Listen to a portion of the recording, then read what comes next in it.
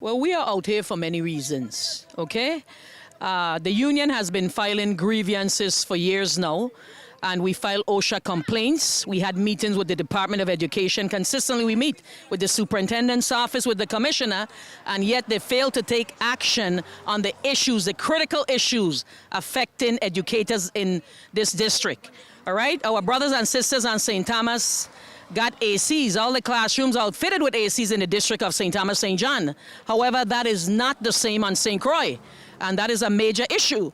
We are the proverbial stepchildren, apparently, but we need to, and that's why teachers out here, pressure bust pipe. And it's not the heat alone. It's also other working conditions in the classrooms, okay? We have termites, we have the rodent issue, and we also have issues with supports. We have a shortage of teachers in the classrooms. They continue to put more students in the classroom. One teacher is teaching 30 students with no supports. We don't have paras, enough paras to support the teachers. So that is creating a problem. They talk about the test scores, okay? They want to see different outcomes. They want the scores to increase, but yet teachers don't have all the components to do such. We need to get back to the bargaining table. Our contract expires August 31st of this year, okay? And we haven't been back to the bargaining table. We're waiting on additional dates from the Office of Collective Bargaining. So teachers are eager to get their salaries increased, okay? Students don't have water in the classroom. They don't have water in the schools, all right? They can't readily access drinking water. We have the high temperatures. The heat index is over 100 degrees, 100 degrees. That means we all have to stay hydrated. The brain cannot function if there's not enough water flowing through our bodies, all right? So that's a major problem. We can't access the internet like we need to. Teachers have Promethean boards. They need to access the internet. No matter how much broadband is running through the VI, it ain't getting down to the classrooms. Our students don't have computers, all right? So we have textbooks online, digital textbooks that we can't access.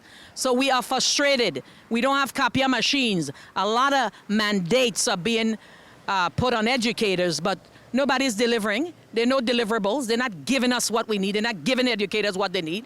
So this is why we're out here. And our senators are out there mandating and creating all sorts of bills, but the bills aren't for our benefits. We have Donna Fred Gregory, who has the bill indicating that no children from pre-K to third should be suspended. My first week of school, I had a kindergarten child who kicked me. There are too many issues that has to be dealt with. And that's correct. Our students have a lot of emotional trauma that they're experiencing, okay, for varying reasons. There are many variables that contribute to that.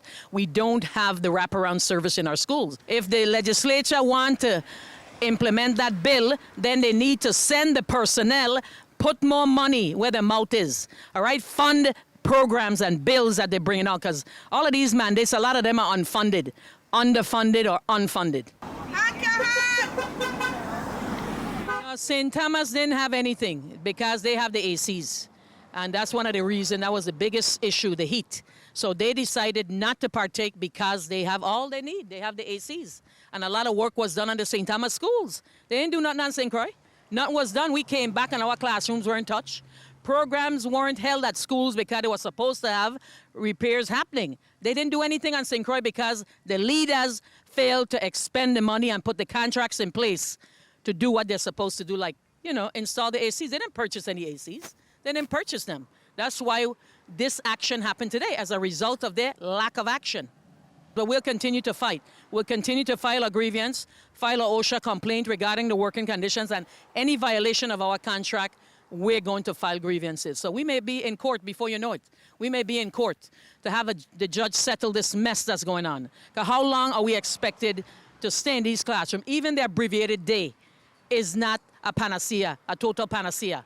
All right, some teachers are pleased with the abbreviated day, but not all of us. And the heat continues to escalate, all right?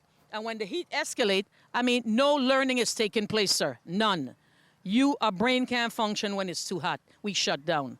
But yet the leaders are in their cushiony offices with AC. All principals have AC. You ever hear of a principal office without AC? Huh? Only the rank and file. You ever hear a governor without AC? Or a commissioner without AC? No, you never hear of those things, huh? We got the students, and yet we can't get what we want. The students are not entitled to that either.